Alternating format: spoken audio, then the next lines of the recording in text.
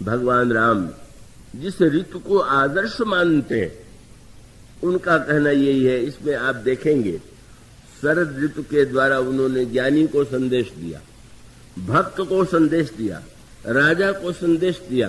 प्रत्येक व्यक्ति को भगवान ने अनेक सूत्र दिए और उसका पहला संकेत यही था। और यह संकेत कहाँ से जुड़ा हुआ था, आप ध्यान से अगर विचार करके देखें, इसकी पृष्ठभूमि पर दृष्टि डालिए। भगवान राम ने जब सुग्रीव का दुख सुना कि बाली ने किस प्रकार से सुग्रीव की पत्नी को छीन लिया, राज्य को छीन लिया, तो भगवान राम के आंखों में आंसू आ गए और सुन सेवक दुख दीन दयाला फरक उठी दो भुजा विशाला।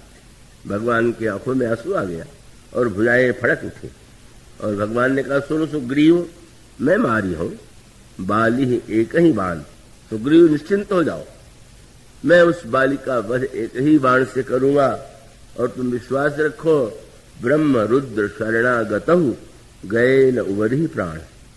अगर वो ब्रह्मा और शंकर की शरण में जाएगा तो अभी उसका प्राण बच नहीं सकता। भगवान ने इतनी ऊंची बात कही और सुग्रीव कहने लगे, महाराज आप कह तो रहे हैं पर आपको बाली के बल का पता है? लीजिए, भगवान से कहा, बाली महाबल अतिरण धीरा। साधारण बलवान उसको न समझेगा, आपने कह दिया एक ही बाण से। अरे महाराज आप कहते मारूंगा तो भी आपने एक ही बाण से मारूंगा, बाली तो बहुत बड़ा बलवान है। भगवान ने मुस्कुरा करके पूछा, तो तुम्हें संतोष कैसे होगा? तो 7 ताल के वृक्ष थे और दुंदुभी राक्षस के, अब बड़ा विशाल वो राक्षस था, उसकी हड्डियों का ढेर पड़ा हुआ था। तो उन्होंने कहा कि महाराज अगर कोई एक ही बाण से 7 तालों का भेदन कर दे और दुंदुभी राक्षस की हड्डी को 4 योजन दूर फेंक दे तो हम मान लेंगे कि वो बाली को मार सकता है। कैसी परीक्षा ले रहा है जीव, हड्डी भगवान से फेंकवा रहा है और वो कह रहा है, दुंदुभी अस्थिताल दिखराए बिनु प्रयास रघुनाथ ढाए। भगवान के लिए तो खेल था, एक ही बाण से जो है प्रभु ने ताल का भेदन कर दिया, अपने पैर के अंगूठे से उस ढेर के हड्डियों को उठा करके उतने दूर फेंक दिया। और तब देख अमित बल बाढ़ी प्रीति और बाली बधब इन भई परती थी। नहीं, मेरा भ्रम था, ये अवश्य बाली को मारेंगे। और उससे बड़ा संकट तो अब आया। क्या? पहले तो ये संदेह था कि मार पाएंगे कि नहीं, और जब भगवान ने कहा और दिखा दिया, ये विश्वास हो गया तो वैराग्य आ गया। चले महाराज अब तो मेरा विचार बदल गया।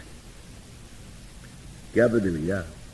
बोले महाराज नहीं चाहिए मुझे संपत्ति, नहीं चाहिए राज्य, नहीं चाहिए भोग। उन्होंने तो ये कहा कि महाराज नाथ कृपा मन भय अलोला, मेरा मन बिल्कुल शांत हो गया। और शांत होने के साथ साथ ये कहा कि क्यों नहीं चाहिए? बोले सुख संपत्ति परिवार बढ़ाई सब परिहरी करिहो सेवकाई। सुख संपत्ति परिवार बढ़ाई, हम सब कुछ छोड़ के आपका भजन करेंगे। क्यों? ये सब राम भगत के बाधक, ये सब भगवान की भक्ति में बाधक है। सब कुछ छोड़ के भजन करेंगे। और आज से तो बाली के प्रति मेरे मन में द्वेष क्या, मैं तो बाली को मन ही मन प्रणाम करता हूं कि बाली परम हित जासु प्रसादा, मिले वो राम तुम समन विषादा। वाह वाह, बाली कितना महान है। अगर वो ऐसा व्यवहार न करता तो आप कैसे मिलते? और उसके बाद और भी ऊंची बात, कहा महाराज शत्रु मित्र सुख दुख जग माही, माया कृत परमार्थ नहीं।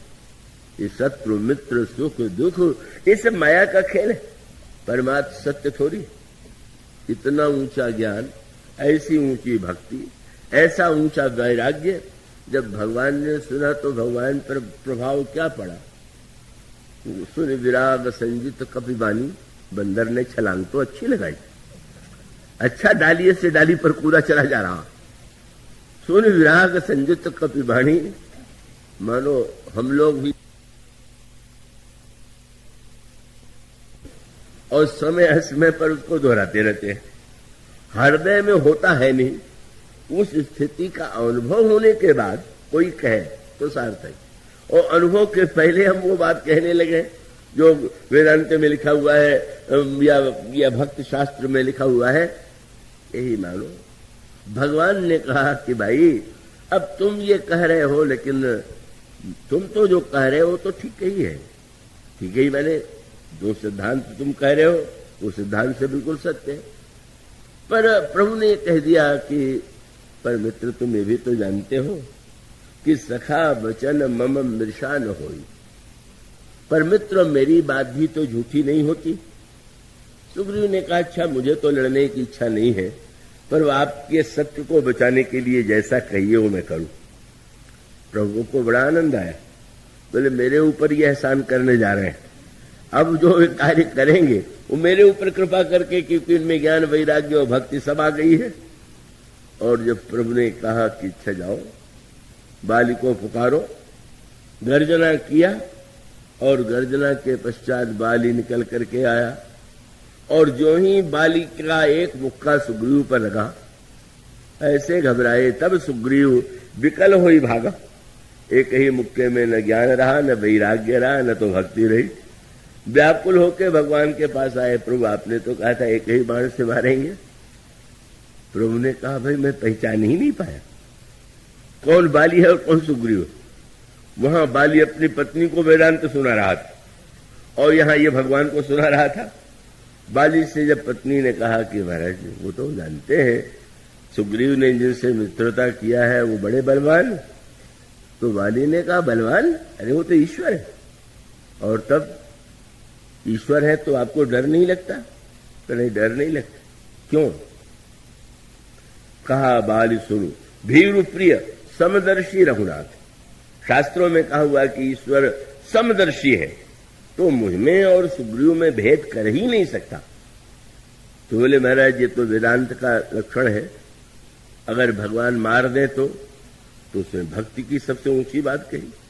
जो कदाच मुझे मारे तो पुण्य हो सनात, अगर मुझे मार देंगे तो मैं सनात हो जाऊंगा। ये भक्ति की सबसे ऊंची भावना है।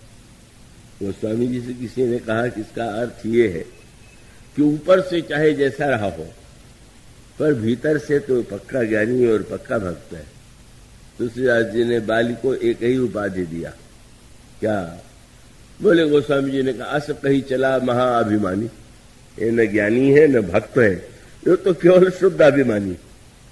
भगवान का व्यंग था कि एक तुम्हारा बड़ा भाई जो इतने ऊंचे वेदांत और भक्त में, और तुम भी, मैं कैसे भेद कर पाता कि कौन बाली है और कौन सुग्रीव है?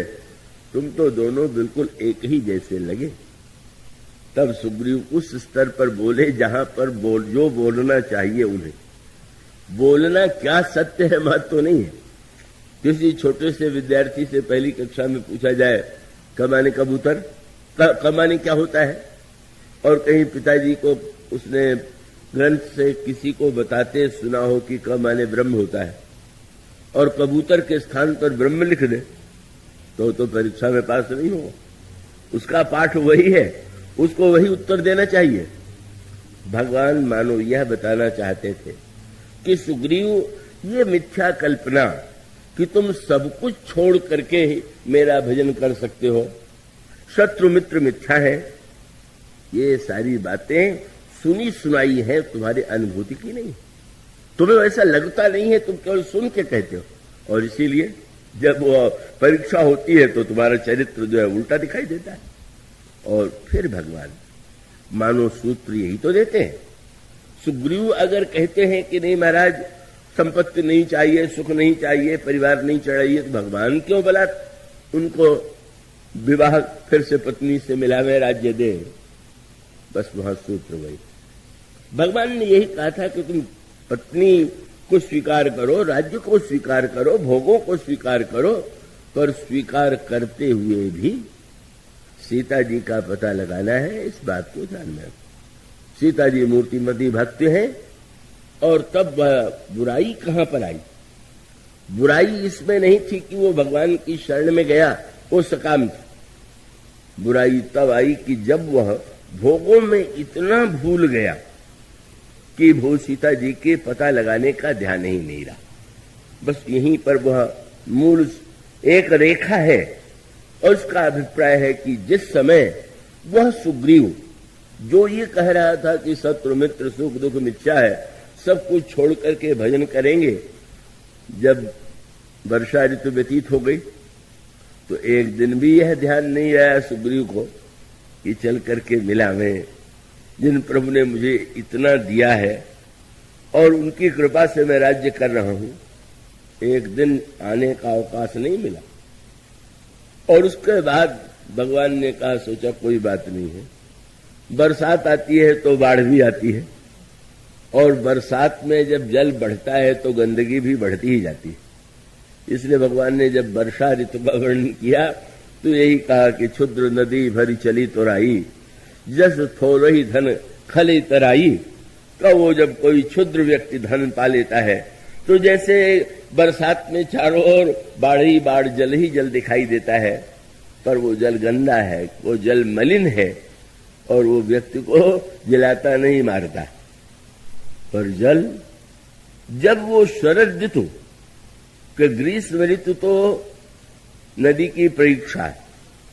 किसी ने कहा कि वो तो बड़े भगत हैं, तो कबीर ने ही कहा कि हाँ, भक्त भाव भादौ नदी सबे चली घहराए, सरिता वो है सराही जो जेठ मास ठहरा। कुछ नदियां तो ऐसी हैं कि गर्मी में कहीं जल ही नहीं दिखाई देता, तो या तो जल ही नहीं या जल इतना उमड़ा कि चारों ओर गंदगी, बाढ़, और उसमें लोग मर रहे हैं, डूब रहे हैं। शरद ऋतु भगवान ने पूरी वर्षा में प्रतीक्षा किया कि सुग्रीव को कभी तो ध्यान आवेगा, पर जब सुग्रीव नहीं आए तो भगवान राम का सूत्र यही था, और वही मूल सूत्र यह है कि लाभ और लोभ का जो अंतर है, आपने उस पर ध्यान दिया होगा। लाभ की आवश्यकता किसे नहीं।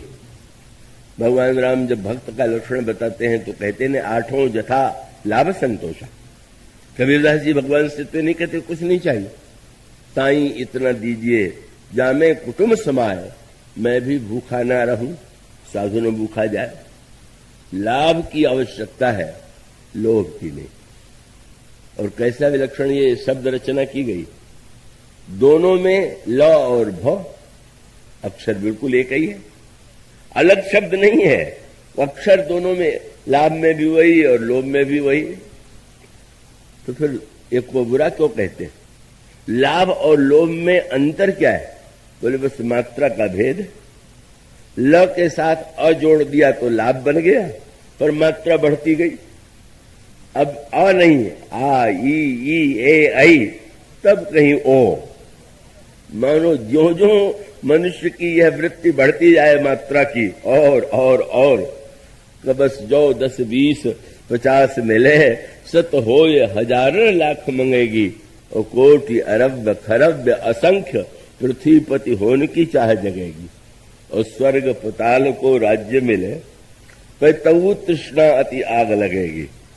यही है लोभ, मात्रा बढ़ती जा रही, एक मात्रा से नहीं, और तब सुंदर जी ने जो बात कही वही बात यहाँ पर, वो तो प्रभु की वाणी ही है।